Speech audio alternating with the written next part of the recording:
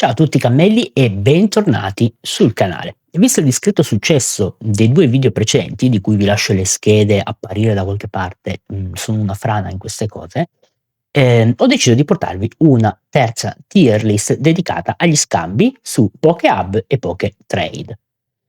Questa volta, parliamo delle Shiny Full Art, quindi le 2 coroncine Shiny. È una nicchia di mercato nel trade sicuramente più ridotta, perché la maggior parte delle carte giocate ha le sue versioni Rainbow, Full Art molto più ricercate, e tra l'altro gli scambi shiny costano un bel po' di polvere, e quindi non tutti sono disposti a fare gli scambi, ma comunque, se mai si volesse cercare una di queste carte specifiche, credo sia giusto, avere un'idea anche di come funzionino, gli scambi per questa, rarità di carta. Partiamo subito quindi, con la posizione ovviamente tier S abbiamo le 2 carte introvabili, che sono Giratina e Darkrai. Introvabili perché? Perché erano della, versione deluxe e non le puoi più trovare, semplicemente. Tra l'altro sono anche le uniche 2 Shiny X, ultra spammate nei deck, nel senso io banalmente, che gioco, Giratina Darkrai come deck in una versione nuova che tra l'altro, 1 ora fa circa è uscito, il mio episodio di Let Me Cook a Deck dove ne parlo, è un deck devastante, andatelo a guardare.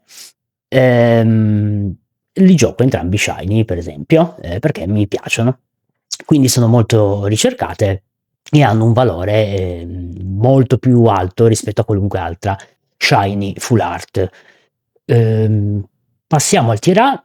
Al tier A troviamo Decidueye EX, l'unica carta del nuovo set attualmente che è uscito da poco, Mega Rising, che si trova in tier A per un semplice motivo: è strausato, perché il deck Decidueye EX è molto efficace e viene usato, e soprattutto ha l'intera linea evolutiva delle carte che, servono a noi, diciamo, per il mazzo. Quindi è molto probabile che chi usi quel deck voglia almeno un'intera linea evolutiva shiny, motivo per cui è in tier A. Troviamo Leafeon EX, anche lui molto usato, la gente predilige il Leafeon EX Rainbow, ma mai dire mai, magari vogliono un Leafeon EX shiny.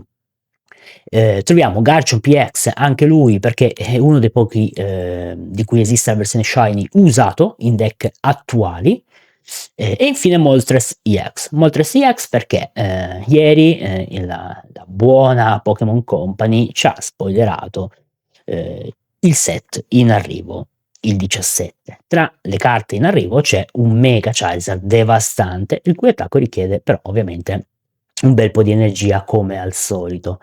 Dato che a differenza del vecchio Charizard non riesce a caricarsi da solo, abbiamo Charmeleon a supporto, ma, è un discorso un po' diverso, è probabile che Moltres X possa tornare alla ribalta. Motivo per cui ho messo questa carta shiny qua, perché, ci potrebbe stare che qualcuno se lo cerchi shiny per poi andarlo a usare in un nuovo deck. Nel tier B troviamo tutte le altre shiny, sposto un attimino la telecamera, tutte le altre shiny, presenti nell'ultima espansione. Perché? Perché sono ovviamente più recenti rispetto a tutte le altre e quindi possono avere un valore leggermente, più alto. Quindi magari se troviamo un doppione di una di queste carte qui, come è successo a me con Arceus e Bibarel, e ci serve una carta di un vecchio set, o meglio vorremmo avere una carta di un vecchio set, la possiamo scambiare molto agevolmente.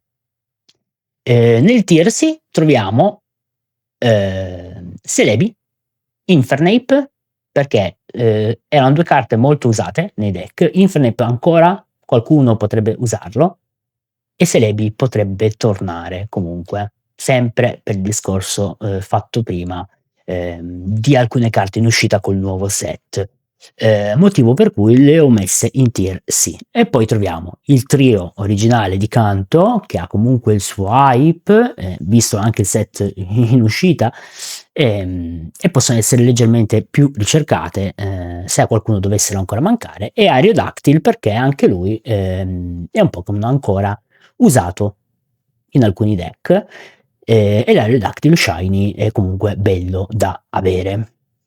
Nel tier D troviamo gli altri 2 uccelli leggendari, Lucario, che è una delle prime shiny realizzate. Gyarados rosso, che ha sicuramente un po' più di hype rispetto ad altri Pokémon, Glaceon, perché è una Evolution, ed è l'unica altra Evolution oltre a Leafeon, e Exeggutor EX, perché anche lui era molto usato in passato e potrebbe fare un Rampaging back con la nuova espansione. Quindi le troviamo in tier D.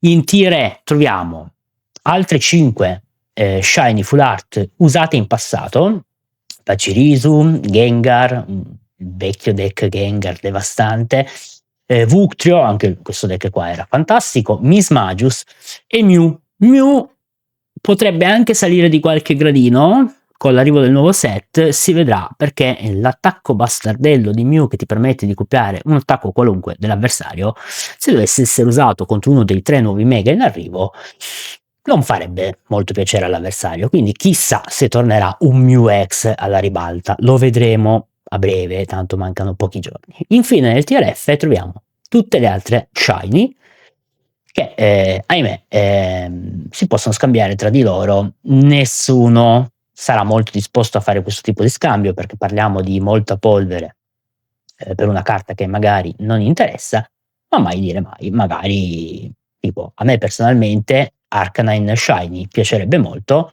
non ce l'ho, se mi venisse proposto in cambio di un Marowak che ne ho 2, magari lo posso anche fare, nel senso, se non ho scambi importanti da fare posso anche investire queste polveri. Però sono carte che tendenzialmente anche su queste 2 app, Pokétrade e Pokéhub, ormai si vedono veramente poco. Spero che anche questo video possa esservi tornato utile. Noi ci vediamo al prossimo video, anzi al prossimo episodio di Let Me Cook a Deck che esce domani. Ho aumentato il numero di episodi perché si sta iniziando a muovere, mi fa molto piacere, quindi vi ringrazio tra l'altro per il supporto che mi state dando, e poi ci vediamo prossima settimana che dobbiamo iniziare a cucinare i nuovi deck con la nuova espansione. Ciao a tutti ragazzi e al prossimo video.